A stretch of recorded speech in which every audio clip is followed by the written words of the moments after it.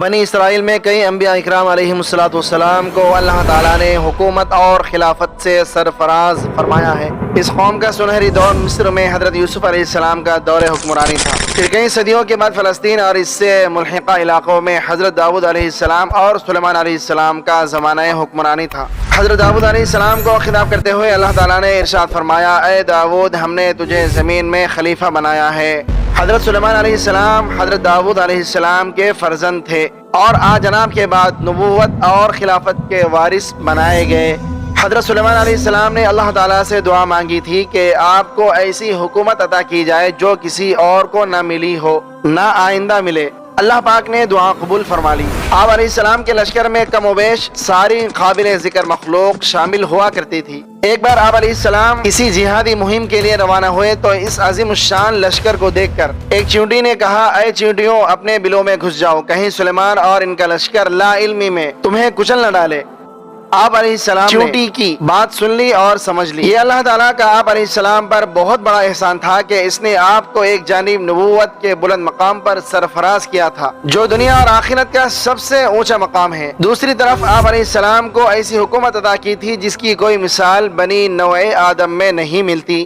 تیسری طرف آپ کو تمام مخلوقات کی باتیں سننے اور سمجھنے کی صلاحیت بخشی گئی تھی۔ یہ بہت بڑی بڑی نعمتیں تھی۔ ان کو یاد کر کے آپ علیہ السلام کے دل میں خیال گزرا کہ آپ جیسی شان کسے مل سکتی ہے۔ یہ خیال آتے ہی آپ فوراً متنبہ ہو کر اللہ تعالیٰ کا شکر ادا کرنے لگے اور اس سے معافی مانگنے لگے۔ اے میرے رب، مجھے توفیق دے کہ میں تیرے ان احسانات کا شکر ادا کرتا رہوں جو تو نے مجھ پر اور میرے والدین پر کیے ہیں، اور ایسا عمل صالح کروں جو تجھے پسند آ جائے، اور اپنی رحمت سے مجھے اپنے نیک بندوں میں شامل کر۔ یہ حضرت سلیمان علیہ السلام کی جامع اور عظیم دعا ہے۔ آپ علیہ السلام کی حکومت جن اور انس کے علاوہ پرندوں، درندوں اور چرندوں پر بھی تھی، بلکہ ہوا بھی آپ کے تصرف میں دے دی گئی تھی۔ ہر انسان کو خدا تعالیٰ نے بے شمار نعمتیں عطا کی ہے۔ ان کے بارے میں قرآن کہتا ہے، ان تعدوا نعمت اللہ لا تحصوها۔ اگر تم خدا تعالیٰ کی نعمتوں کو گننا چاہو تو گن نہیں سکتے۔ انسان کا فرض ہے کہ ان لاتعداد نعمتوں کو یاد کر کے خدا تعالیٰ کا شکر ادا کرے اور حضرت سلیمان علیہ السلام کی یہ دعا پڑھتا رہے۔ اللہ تعالیٰ نے سورہ احقاف میں اپنے مخصوص اور صالح بندوں کی جو دعا نقل کی ہے وہ حضرت سلیمان علیہ السلام کی اس دعا سے بہت ملتی جلتی ہے۔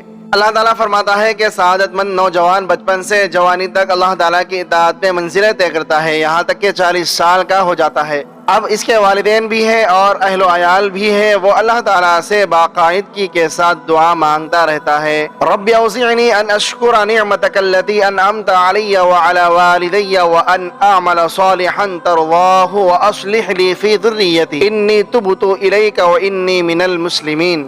اے میرے رب، مجھے توفیق دے کہ میں تیری نعمتوں پر جو تو نے مجھے اور میرے والدین کو عطا فرمائی ہے تیرا شکر ادا کروں اور ایسے نیک عمل کروں جن کو تو پسند فرماتا ہے، اور اے اللہ میری اولاد کی اصلاح اور تزکیہ فرما دے۔ میں تیرے سامنے توبہ کرتا ہوں اور بلا شبہ میں سر تسلیم خم کرنے والوں میں سے ہوں۔ مذکورہ مہم کے دوران حضرت سلیمان علیہ السلام نے اپنی فوج کے سب دستوں کی رپورٹ لی تو ہدہد کو غائب پایا۔ آپ علیہ السلام نے کہا کہ اس موقع پر اس کا غائب ہونا تو بڑا جرم ہے، اسے اس کی سزا دی جائے گی یا پھر وہ کوئی معقول عذر پیش کرے۔ ہدہد حاضر ہوا تو اس نے بتایا کہ وہ اڑتا اڑتا دور جنوب میں نکل گیا تھا۔ یمن میں اس نے ایک ملکہ کو دیکھا جو بڑی شان و شوکت والی اور عظیم الشان تخت کی مالک ہے، مگر وہ خود اور اس کی قوم بھی سورج کی پرستش کرتی ہے۔ یہ سن کر حضرت سلیمان علیہ السلام نے ہدہد کے ذریعے اپنا مکتوب ملکہ سبا کو بھیجا۔ ہدہد نے یہ خط ملکہ سبا کے سامنے اس وقت پھینکا جب وہ سورج پرستی کے لیے معبد کی جانب جا رہی تھی۔ خط میں لکھا تھا، یہ مکتوب سلیمان کی طرف سے ہے اور اللہ رحمان اور رحیم کے نام سے شروع کیا گیا ہے۔ مضمون یہ ہے کہ میرے مقابلے پر سرکشی نہ کرو اور مسلم و مطیع بن کر میرے پاس حاضر ہو جاؤ۔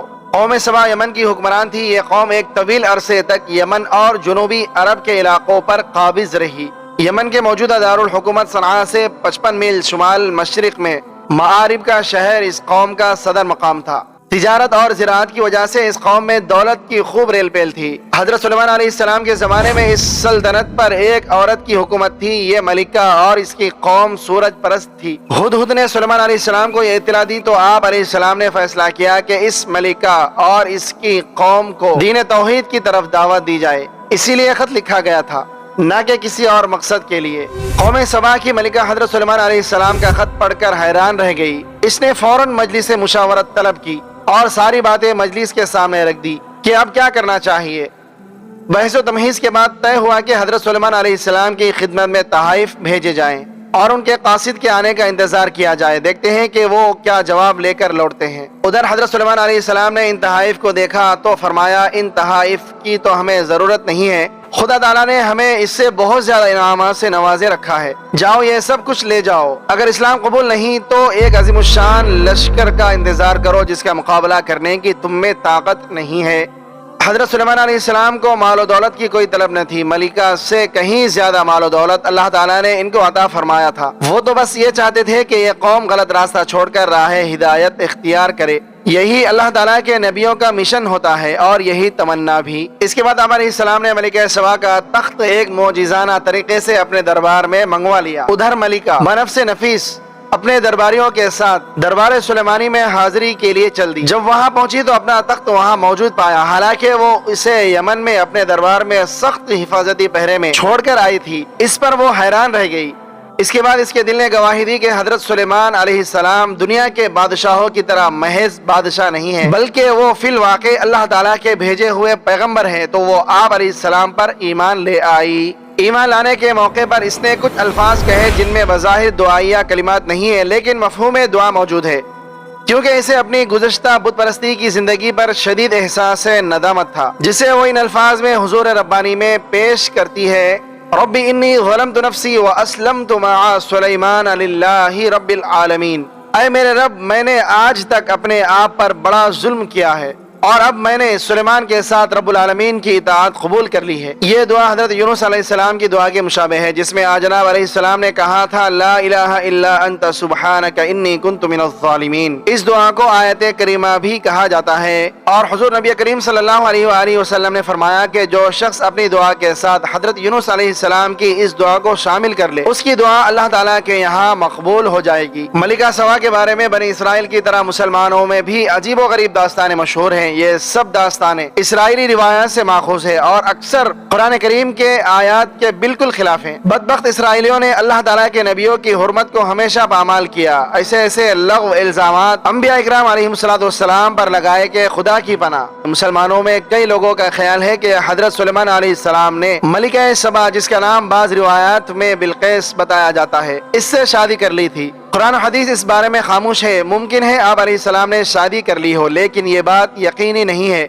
अगर शादी की हो तो इसमें कोई कबाहत नहीं है, यह सुन्नत और कार खैर है। वीडियो के आखिर में एक बार दुरूद शरीफ पढ़ना मत भूलिएगा। उम्मीद है कि आज की यह वीडियो आपको काफी मालूमाती लगी होगी और इससे बहुत कुछ जानने को मिला होगा। अगर वीडियो अच्छी लगे तो लाइक करके हमारे चैनल को सब्सक्राइब कर दें और कमेंट बॉक्स में कमेंट करके अपनी आरा से भी आगाह कीजिए।